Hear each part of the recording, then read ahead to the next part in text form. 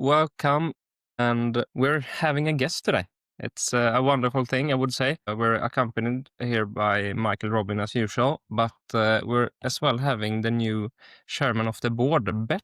I think many people are actually interested in listening to the history a bit and getting to know everyone that's within the company. So, Robin, couldn't you tell about your viewpoint? The company has gone a far way and you have some history since the past together. Well, I can exactly. Thanks, Marcus. I can start up in the middle. It's always good to jump from the middle forwards and then backwards. And this is brilliant that we've got Bert here. And remember that Bert is actually the person that founded Gabather. Gabather has been, as he's also either Bert or me. So we can have a very good compliment on the whole history of Gabather. And I can tell you that, I started as a scientific advisor recruited by Bert some time ago. And then I took over as CEO. So that is my part for the last 6 years or so. But before that, of course, Bert was part of the company and started it when we were in Malmö. Company has gone a long, long way, I think. Not only have we traveled from Malmö all the way to Södertälje, but we've traveled actually from a molecular candidate in a lab, in a chemistry lab, actually, to a clinical candidate in an exploratory phase 2 trial in a most challenging indication, schizophrenia. So it's been a really long way. And all the time, I have been from a scientific background. Bert has been the founder, has been the board member, chairman of the board. So if you want to know about Gabather, I don't think you need to go very much further than Bert and me. And I think the very, very, very beginning, maybe Bert can say a few words about that, because he was actually the founder of Gabather, of course. Yeah, would you like to tell us a bit about yourself, Bert? Who are you? Yes, I'm Bert Junno. I have founded, I've been active in the area of scientific development companies, from electronics to biotech, IT, and medtech, and so on. So I've been working on this for the last nearly 40 years. No, sorry, 30 years. But I've been in the field for 40 years of these developmental things. And the thing is, how does this start in general? It was, I was in charge of portfolios. I was working for a Swedish investment arm from Vinnova and Swedish Industrial Fund, which were called Forska Patent at the time.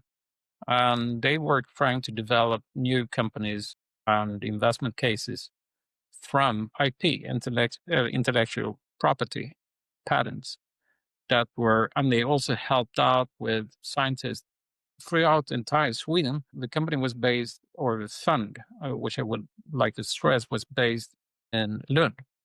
Mm.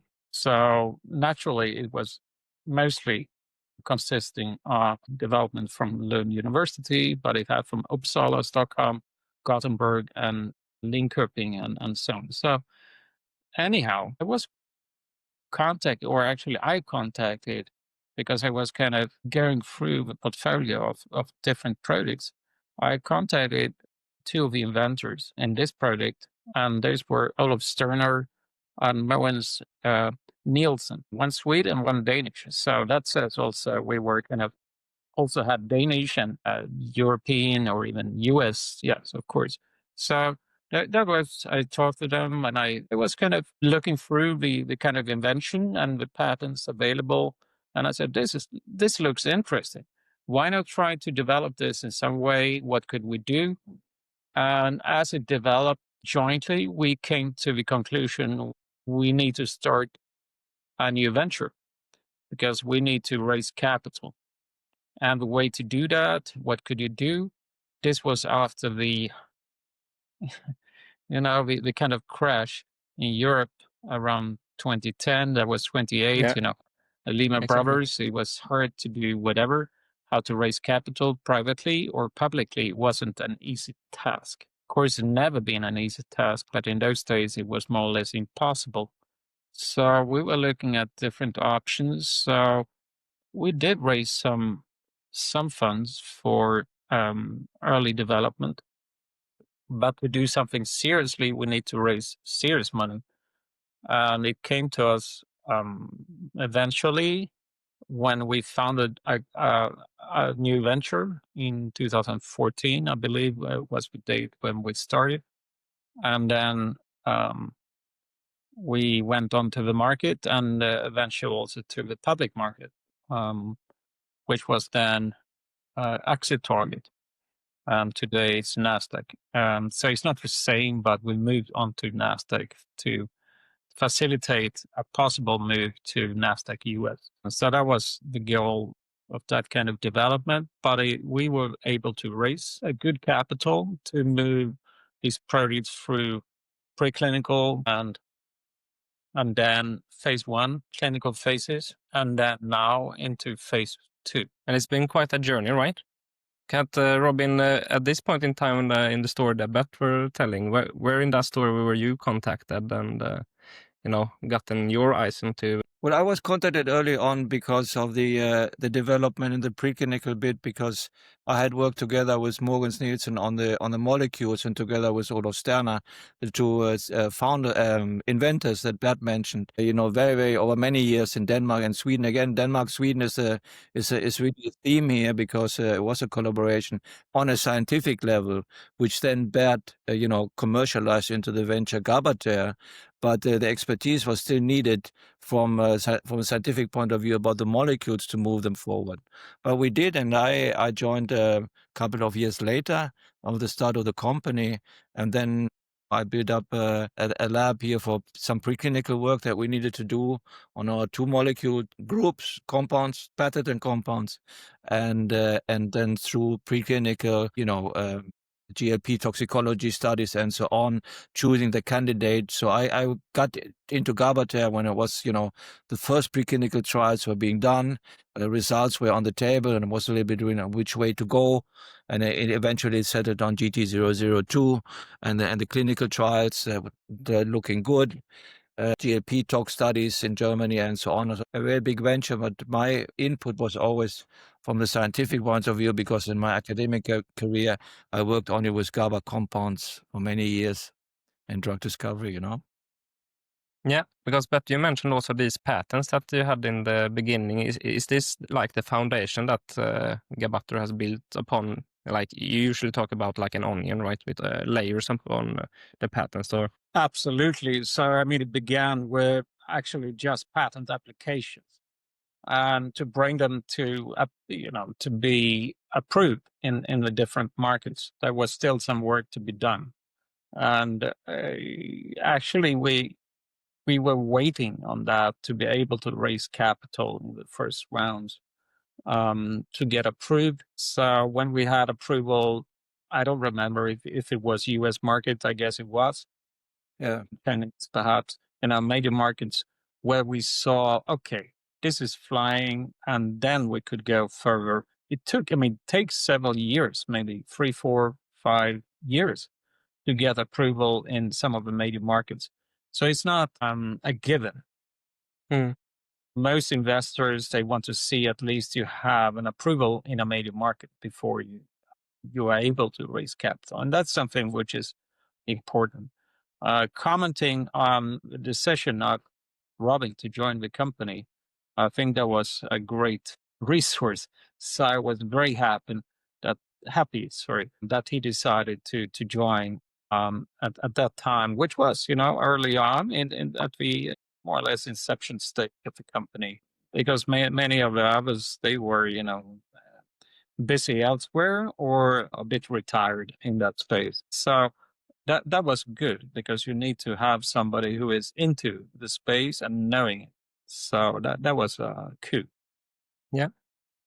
I think, during the time of the company as well, you've gone through, early tox studies to single ascending dose studies to multiple ascending dose studies. And then now with the phase 1s and now phase 2, is there anything from your point of view that, because the company has actually, with the amount of funding that I've gotten, done tremendous progress scientifically. Is there anything that you'd like to comment on that? Several things, those days were a bit different, after leaving the bad days of Lehman Brothers. Valuations were much better in the market. So we were able to raise capital to go into clinical phase, to leave the preclinical to go into clinical phase. So that was kind of a different situation. What to do and how to do it, that's a learning curve. Actually, I was looking for a CEO to take on the job in the beginning because my background is not really in this field. Sometimes it's difficult to recruit people because they have good jobs at bigger pharma Yeah. or better paid and so on. Oh, it's a big risk and so on. So it's not so easy to recruit people to move on. Much of it was actually that I had to step in to make progress for the company. Mm.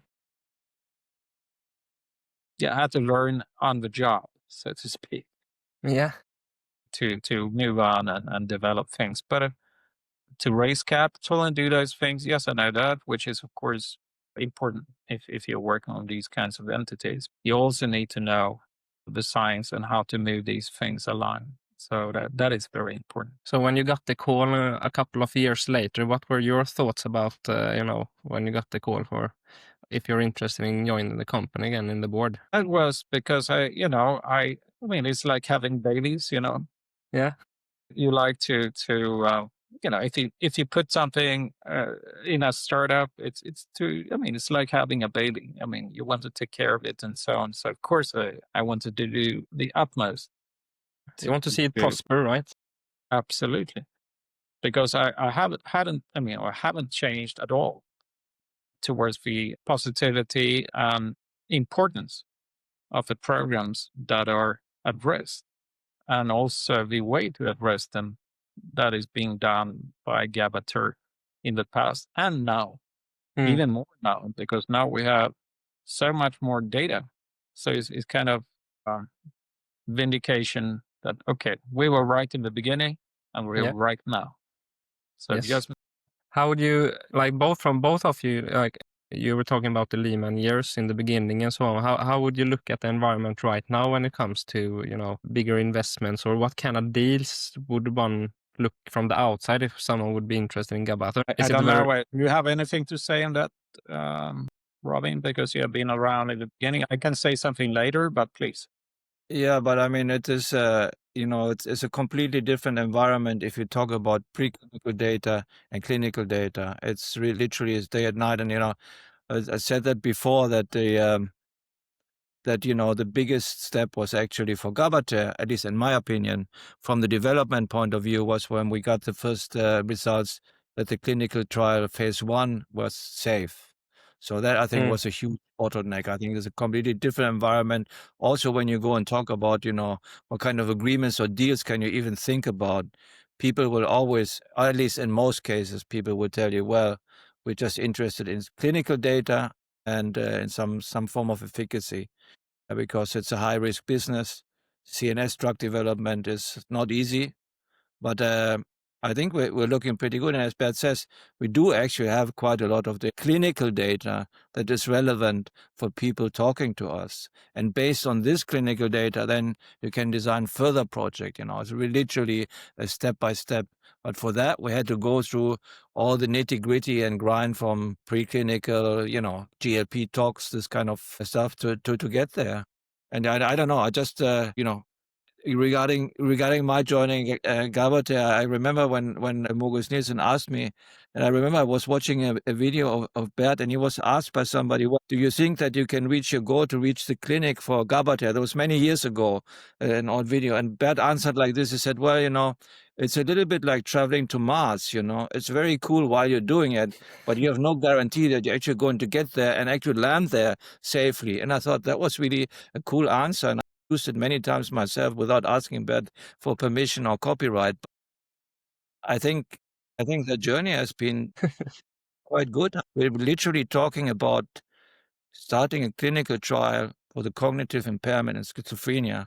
So we're literally going for the holy grail. People asking, they know this information is out there, and it's also relevant for if you talk about, well, are people interested in the project? Well, they want to know, okay, what is your next steps then? Is it only schizophrenia? Can you do more?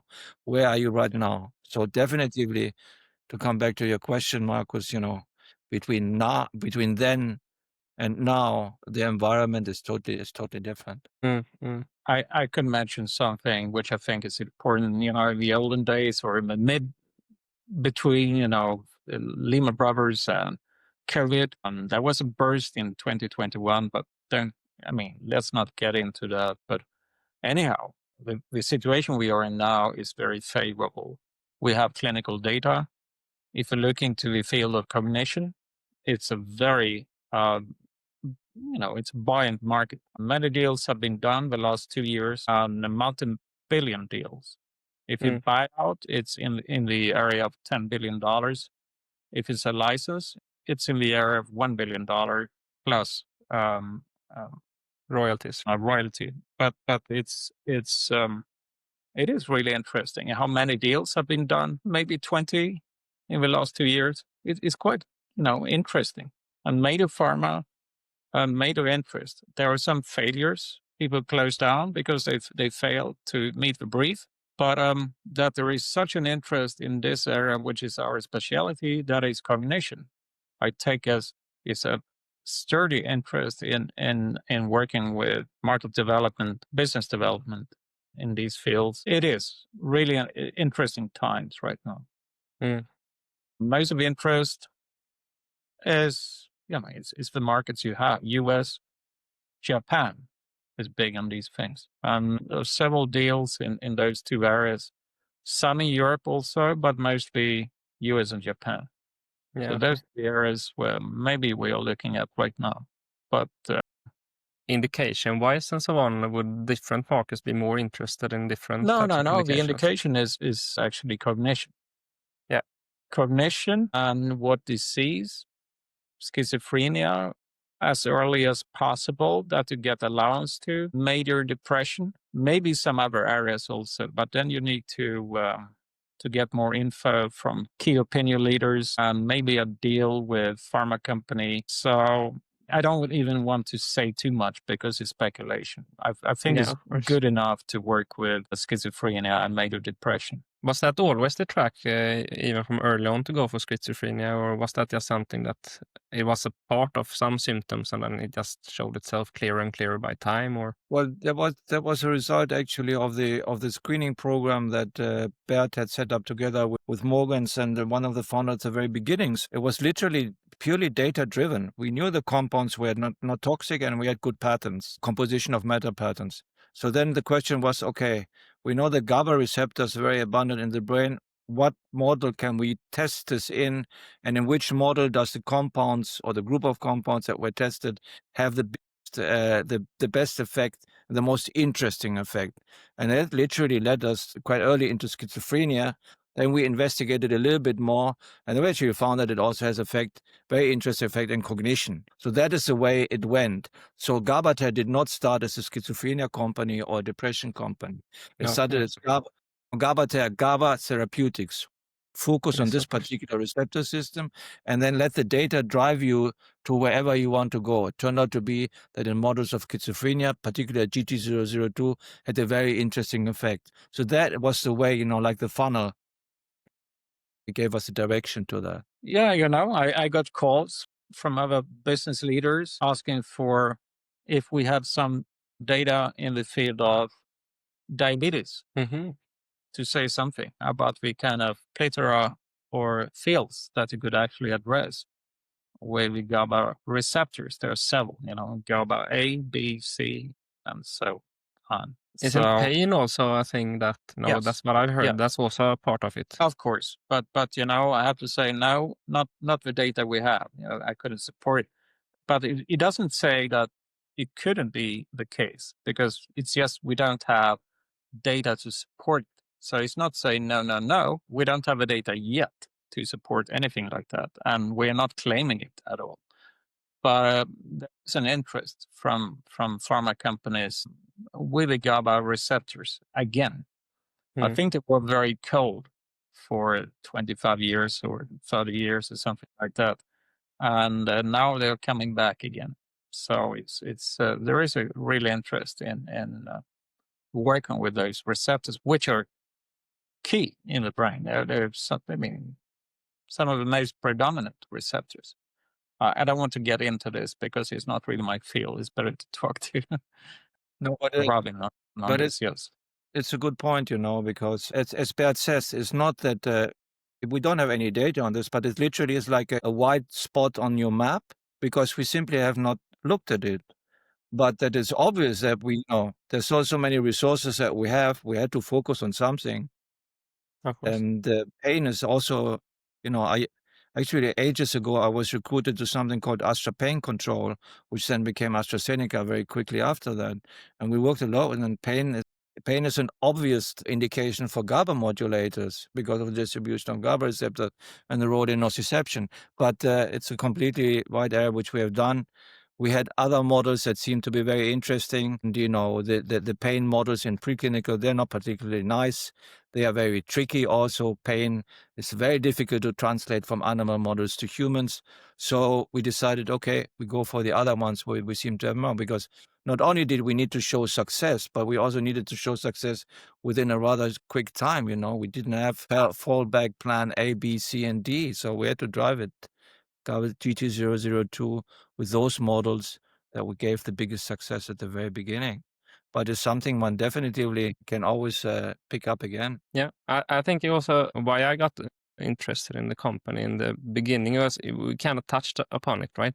You started going for a receptor first and looking what could it actually solve. Why is not more companies doing this? Because in one way, other companies, if you use a metaphor, they would use like a shotgun trying to hit a symptom while you're using the sniper, but you're not really knowing like what your what do you say? What the benefits from it could be. But why do not more companies go from the other way around? Because you have such a selective candidate in your portfolio. Well, that I don't know. I can only give feedback from my experience in other companies. Usually, you have a track on a profile that you want to do. You have to set up from the very beginning. We need, let's say, company X needs a compound that is active in pain for this and this patient group with this and this profile. And then if you have a lot of projects, you just literally set up a criteria catalog. And if your compound doesn't fit into that one, then you just move on to the next one. But this is an option you don't have as a small biotech company. You have one compound, and you know that it has a potential. So it's up to your ingenuity, basically, to find out, okay, what can we use this compound for in the most efficient way, rather than compare this compound to the other competitors that you have in your portfolio, which is not the case if you have a limited number of candidates. I don't know if I could say something on this topic. You can just continue because the thing is, Robin's video will upload. It will make sense, I'll promise you. So the only thing I would like to say, but I think you could extend on this because you know it, Robin. It's just the perspective sometimes is, you think about different things. You think, everybody should know this, and it's natural for you. But the brain, how it works, and basically, what people work with. Yes, they do. I mean, they look at different receptors in the brain and dopamine, serotonin, I mean, there's so many, but GABA, the field of the GABA family is one of the most common receptor spaces. And all these kinds of receptors, they are kind of translators between chemistry and electricity. And on the other case also, please, you could extend on this much better because, you might be looking at me, Robin, but anyhow, so I think it's important that people understand this. And also other companies, they do look at different receptor families to develop, such as pain, for example. Mm. Many of them, they are involved in rewards in the brain, and it's important for such as pain, for example. Yeah. So there is a lot of work being done in different areas. If they're successful or not, it depends on what kind of molecules they are working with in these spaces. So to be very specific, and in this case, I think it's important to say or state that one of our the lead candidate we have is very specific. Mm. So to have less of off-target effects is a very good thing. So it's very specific on the task it has.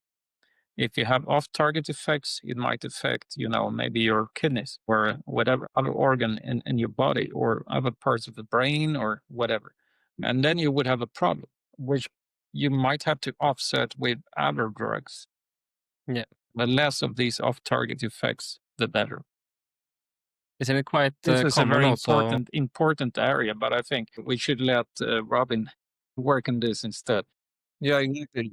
So there were two things that are really good about GT002 and those compounds. First of all, like Bert says, they're extremely selective. So if they're selective, you don't have so many side effects because you literally only affect the receptor that you want to affect. That's one. And number two is they're very potent also. So you need low doses. You don't need to do any long, high dosing, which might also induce other off-target effects that you don't want. So both selectivity and potency for GT002 and the compounds in that group are definitely a huge plus in drug development, making it interesting for other people.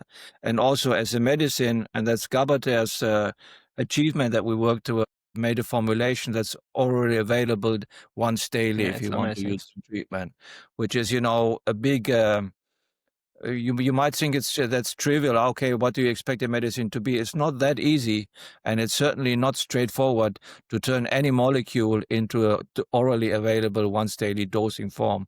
It's actually, knock on wood, I think that was one of the big bottlenecks that we had in the development, which Gabather solved brilliantly. Actually, was Stefan Rehnmark who did that work. It was brilliant. Yeah, I was thinking we have had a lovely discussion and going around here, but I was thinking of like we've gone through how the company was formed and so on. How are we gonna take Gabater to the next level? That's what's the future gonna look like? What kind of challenges are we gonna face? What kind of positive things could we be looking out for? Anything that you would like to comment on that part? Well, I can just comment from my point of view. We stand now with an phase 2 exploratory study in efficacy and EEG in schizophrenia patients with the people in Denmark, where the circle closed. It started with a Denmark-Danish-Swedish collaboration. It's still a Danish-Swedish collaboration. Now at the clinical level, before at the preclinical level, it's really nice.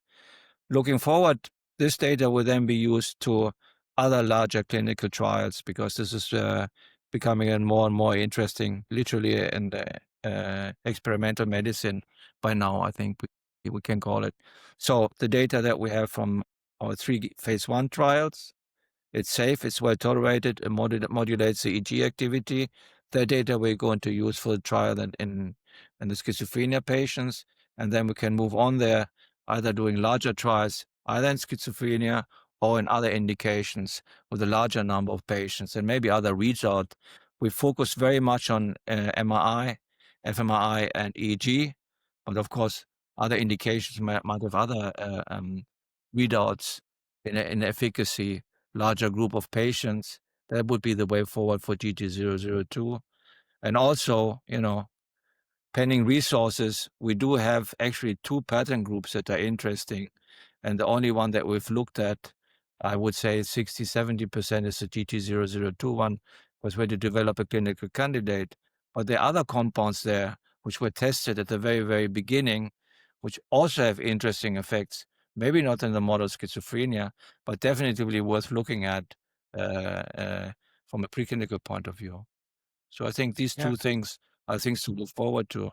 GT002 further development and our candidates. And of course, working together, Bert and me, very intensively on looking at business development of Gabather, licensing agreement, development agreements, very flexible and interesting in that. But, as the project goes on and is still around, it's something I experienced quite a lot, that people said, "Oh, you're still there. Oh, you actually did get this compound into the clinic. Oh, you're actually starting a clinical trial."